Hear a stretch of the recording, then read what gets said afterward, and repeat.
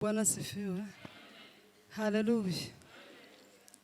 Tuzamura ibiganza duhe Imana icyubahiro. Haleluya. Haleluya. Haleluya. Haleluya. Haleluya. Haleluya. Haleluya. Haleluya. Reka Diyoniza turebere hano mu gitabo cy'imigani.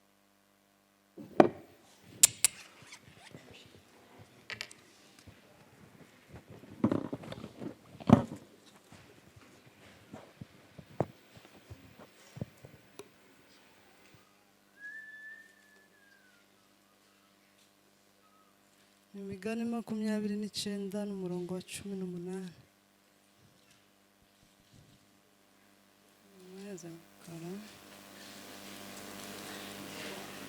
Wa 18 guhera iyo sura nyana. Imigani 29 umurongo wa 18. Imigani 29:18. Haleluya. Ego. Amen. Subira aho hambere gusa. Aho guhishurirwa kutari abantu bigira ibyigenge. Ego. Ariko gukomeza amategeko aba ahirwa. Amen. Amen. Reka turangirize muri Matayo 16 murongo wa 17. Uraza gusoma wonyine.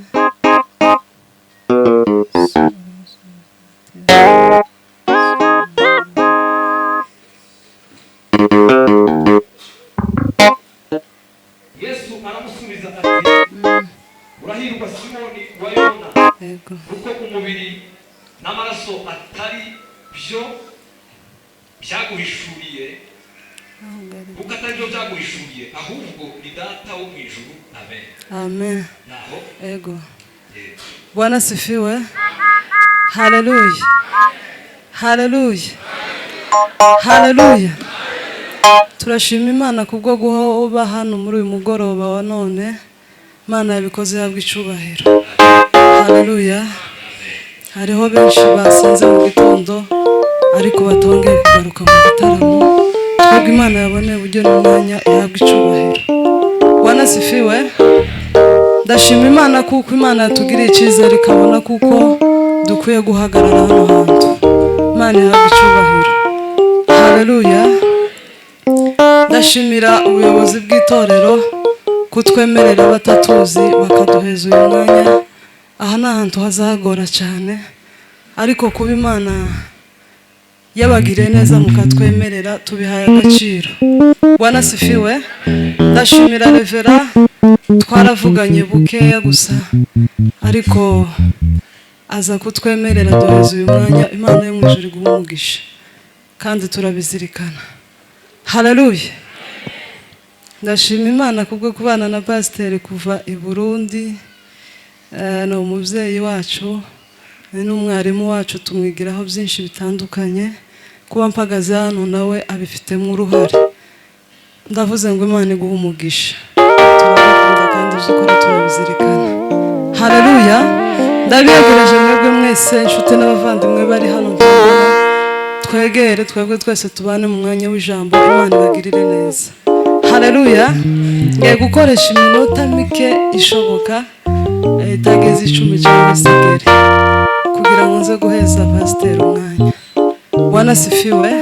Dusomye ijambo ry'Imana hano mu gitabo cy'imigani.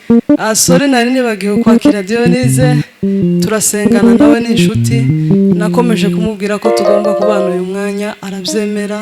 Imana yakugire neza ukaba waje. Imana iguhe umugisha. Bwana sifiwe. Dusomye ijambo ry'Imana hano mu gitabo cy'imigani. Uyu ni Salomo wanditse, arandika aravuga ngo aho guhishurirwa kutari ngo abantu bigira ibyigenge. Bwana sifiwe. Natekereje ko tuganira ijambo rivuga ngo guhishurirwa Yesu. Haleluya.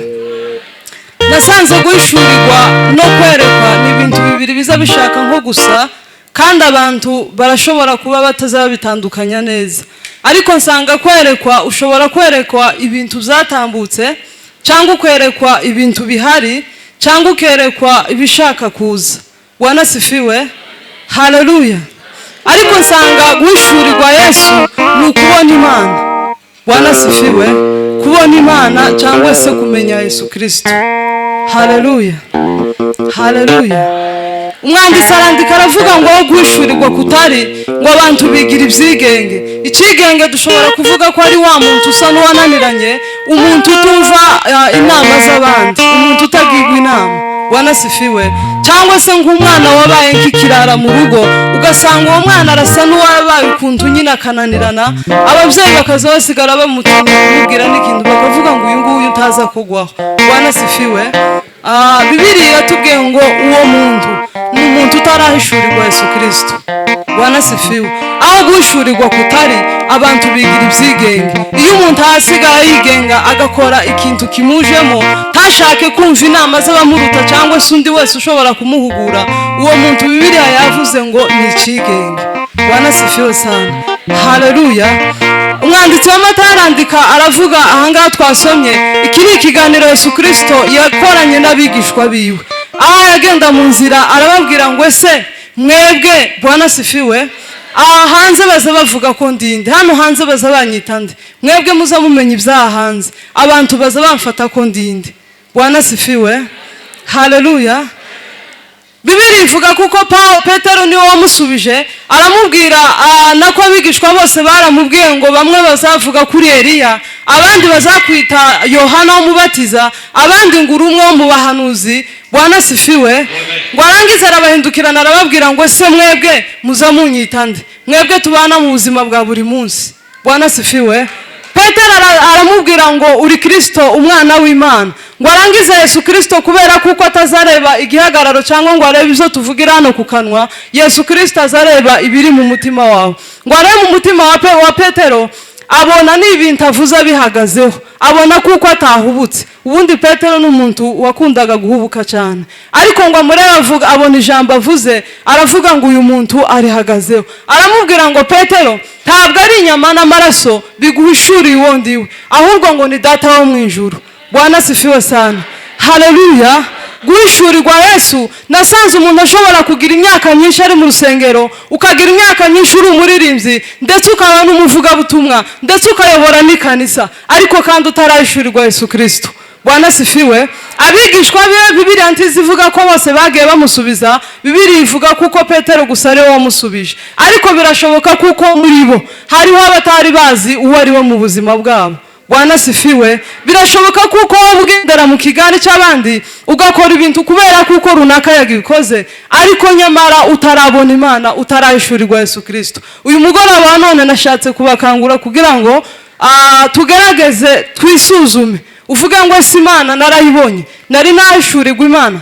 Bwana sifiwe sana. Umugabo witwa Yakobo, Bibiliya ivuga ngo yaraye ahantu hitwa Iruzi, ngo araryama arasinzira yisegura ibuye, ngo arangize nijoro ararota ngo abona urwego rurerure ngo ruva hasi rukagera mu ijuru. Ubwo rwego ngo rwari ko rumanukiraho abamarayika, abandi baye baruzamukiraho. Ngo arangize yicura aravuga ngo yego naraye mu marembo y'ijuru. Bwana sifiwe. Aravuga ngo hano hantu naraye ni mu marembo y'ijuru. Abona Imana mu buzima bwiwe. Bwana sifiwe sana. Umugabo witwa Yesaya yaranditse aravuga ngo umunsi umwami Uziya atangamo ngo nabonye umwami Imana. Yesaya ni umuhanuzi mukuru muri Bibiliya, ariko Bibiliya zivuga ngo umunsi umwami Uziya yapfuye ngo nibwo yabonye umwami Imana. Bwana sifiwe sana. Birashoboka kuko nawe wowe ugize imyaka myinshi mu itorero, ariko utarabona Imana cyangwa utarahishurirwa Kristo ngo umenye uwo ari we mu buzima bwawe. Bwana sifiwe sana, haleluya.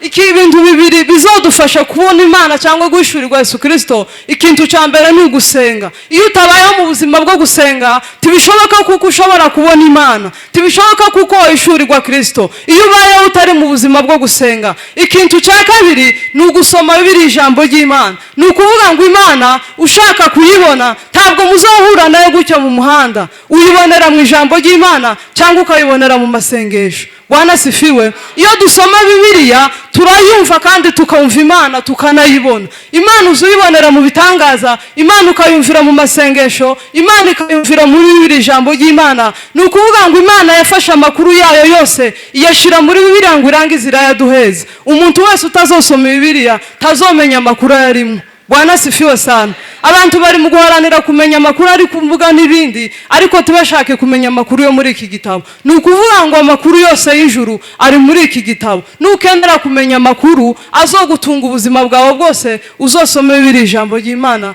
bizoguhesha kumenya Imana no kuyibona. Bwana sifiwe sana. Haleluya.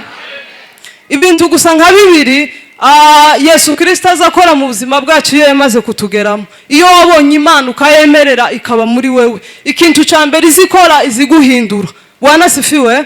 Iziguhindura iyo isanze umeze ukuntu, iziguhindura ukundi kubera kuko yakugezemo. Izisanga kamere ariyo iri muri wewe, yagera mu gukikamishira mu mwuka wera. Kandi imirimo ya kamere n'imirimo y'umwuka ni ibintu bibiri bihabanye ntihuye. Iyo kamere isohotse muri wowe, mwuka wera kinjira, ni ukuvuga ngo ico gihe Imana niyo ibiguhinduye, uzutangira gukora ibyo Imana ishaka. Bwana sifiwe sana. Ikintu cya kabiri zikora ni igihe iyo ishuri Yesu Kristo, ikintu cya kabiri zikora iziduhindurira amazina, iziguhindurira izina iyo wayimenye ukayisobanukirwa. Bwana sifiwe. Petero yari yitwa Petero, ngo arangize ako kanya Yesu Kristo yari yitwa Sauli. Bwana sifiwe. Yari yitwa yari yitwa Simoni. Ngo arangize Yesu Kristo aramubwira ngo uyu munsi wa none ngo wiswe Petero, kandi Petero ngo risobanura ibuye. Bwana sifiwe sana. Umugabo witwa Paulo nawe yitwaga Sauli, yari umuntu wari ushinzwe gutoteza ubwoko bw'Imana, ashakisha abavuga ijambo ry'Imana kugira ngo bagirire nabi. Ariko Bibiliya ikatubwira umunsi umwe yari magenda ageze mu nzira ije Damasiko, ngo umucyo w'Imana uramumurikira, ngo arangize yikubita hasi yubamye, yumva ijwi rimubwira ngo Sauli Sauli, ngo undenganyirize iki. Ni ukuvuga ngo iryo jwi yumvishije ritandukanye n'iry'abantu, ngo arangize aravuga ngo ese urinde mwami. Bwana sifiwe sana. Haleluya. Yahinduriwe izina ako kanya yitwa Paulo. Ni ukuvuga ngo Paulo ngira ngo niwo muntu ufite ibitabo byinshi yanditse muri Bibiliya. Bwana sifiwe sana. Haleluya. Iyo twamenye Imana, iyo twayemereye ikaba muri twebwe tukumva Imana, atari iyo twabonanye abandi ukayumva ukayibonera, iziguhindurira izina. Abantu nimba bari bakuzi ku kintu kibi, kizagihinduka bagahindura izina bonyine, bakakwitirira icyo uhawe ukora. Bwana sifiwe sana. Haleluya. Ikindi cya gatatu tuzaduheshwa iyo twamaze gushurirwa Yesu Kristo, azaduheza urufunguzo. Bwana sifiwe. Yesu abwira Petero, aramubwira ngo nguha urufunguzo ngo rwo gufunga icyo uzahambira hano ku isi, ngo no mu ijuru kizaba gihambiriwe, kandi ngo icyo uzahamba hano ku isi, ngo no mu ijuru kizaba gihambuwe. Ni ukuvuga ngo abakristo abana b'Imana, abamenye Imana bakayibona bakayihishurirwa bakamenya Yesu Kristo, dufite urufunguzo. Bwana sifiwe sana. Rwo gufunga ibyo dufunze bigafungika, tukongera kandi tukabihambura bigakunda, kubera kuko twamenye Yesu Kristo. Bwana sifiwe sana. Haleluya. Haleluya. Haleluya. Bibiliya zitubwira umugore wahuye na Yesu Kristo agiye kwiriba kuvoma. Bwana sifiwe. Ahura na Yesu, Bibiliya zivuga kuko uwo mugore yari afite abagabo benshi. Ngo arangize Yesu Kristo aramubwira ngo genda uzane umugabo wawe hano. Aravuga ngo ntawe mfite. Yesu aramubwira ngo aho ngaho urakiranutse, ntabwo ufite ariko uwari ufite batanu, ariko n'uwa gatandatu ufite ngo ntabwo ari uwawe. Ni ukuvuga ngo uwo mugore yari afite inyota nyinshi y'ubusambanyi. Bwana sifiwe. Ariko Yesu Kristo amugeramo wa mwanya, aramuhindura, amumara inyota yari afite. Bwana sifiwe sana. Haleluya. Iyo twamenye Yesu Kristo, hari byinshi azahindura mu buzima bwacu, niwe uzuza akatumara inyota z'ibyo dufite byose. Bwana sifiwe sana. Haleluya. Ikintu cyose ukora kibi kandi ukumva ko uragikora wishimye, ufite inyota yacu, ariko nta wundi muntu ushobora kukumara iyo nyota usibye Yesu Kristo gusa. Kumumenya ukamwemerera akaba mu bugingo bwawe, yarangiza akakuyobora akagutegeka. Bwana sifiwe sana. Haleluya. Bene data, Bibiliya yatubwiye ngo aho guhishurirwa kutari, abantu bigira ibyigenge.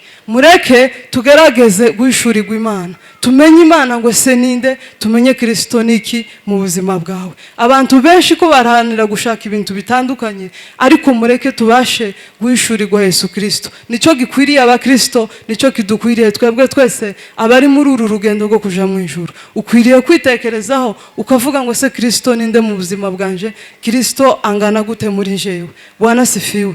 Dusoje tubabwira ngo duhishurirwe Yesu Kristo, dusenge kugira ngo tubone Imana. Tugasengera ibyifuzo ufite n'ibibazo n'ibindi, uzosenge kugira ngo ubone Imana gusa, nta kindi kintu. Usenge kugira ngo ubone Imana, nubona Imana bizokorohera. Nta muntu uzogukura ku Mana wamaze kuyibona, ntawe uzogukura ku Mana. Bwana sifiwe.